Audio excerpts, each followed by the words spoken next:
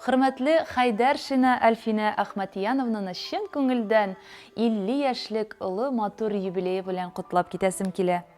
Безнең яраткан сеңлебез, апабыз, кызым Хайдаршина Альфина Ахматиян кызы 1966 елны ямьле аппак кыш аенда Башкортстанның Караидел районы Сабанкүл авылында дөньяга килә.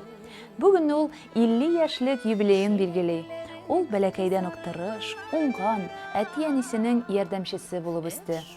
10 классны тәмамлап, Уфадагы тегүче училищесында белем алды. Аннары Агыйдел шәһәрендә эш башлап җибәрде. Ул кайда гына эшләсә дә, аны һәр вакыт яраттылар, хөрмәт иттеләр. 1986 елны Әлфис Мәүлемьян улы белән танышып, кулга-кул тотынышып яши башладылар. Бер-бер артлы мәхәббәт җимешләре Илдар белән Илнур туды. Аннары 2003 елда мәхәббәт чәчкәсе Альбина якты дөньяга аваз салды. Балаларын аякка бастырып бәхетле итәләр, оныкларын да тәрбияләргә ярдәмләшәләр. Хатын-кыз ул табигатьнең иң гүзәл баласы, ир-атның һавасы, кояшы, шылтырап аккан чишмәсе. Кешене бәхет тудырмый, бәхетне кеше ясый диләр.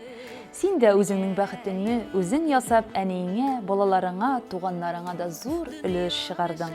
Рәхмәт сиңа, һәр вакыт якты йөзең, тәмле сүзләрең белән каршы алганың өчен.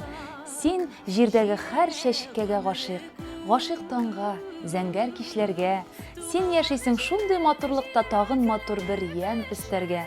Тормыш иптәше Әлфис Мәүлемьян улына да 6 октябрьдә 50 яшь булып үтте. Аңа зур саулык телибез, күңел түрендә кара болытлар йөрмәсен, бәла-каза күрми гөрләшеп, бергә җан рәхәтендә картаерга язсын иде диләр. Киләчәгегез матур, күркәм булсын, очрамасын сезгә киртәләр, ак бәхетләр генә алып килсен, киләчәктә туар иртәләр. Кадерлеләребез, алдагы гомер юлларыгызда шулай ук сау, сәламәт булып, күтәренке кәефтә яшәргә язсын. Юбилейларыгыз белән котлап, иң изге теләкләр белән әниең Нәфисә, абыең, җиңгәң, апаң һәм сеңелләрең исеменнән апаң Фирүзә, җизнәң Салават һәм аларның кызлары, кияүләре һәм дә оныклары дигәннәр. Һәм әлбәттә мин шушы матур тәбрикләү хатына кушылып, үземнең изге теләкләремне җиткерәсем килә. Иң мөһиме, саулык, сәламәтлек булсын, рәхәтләнеп яшәргә язсын. Бәйрәмегез котлы булсын.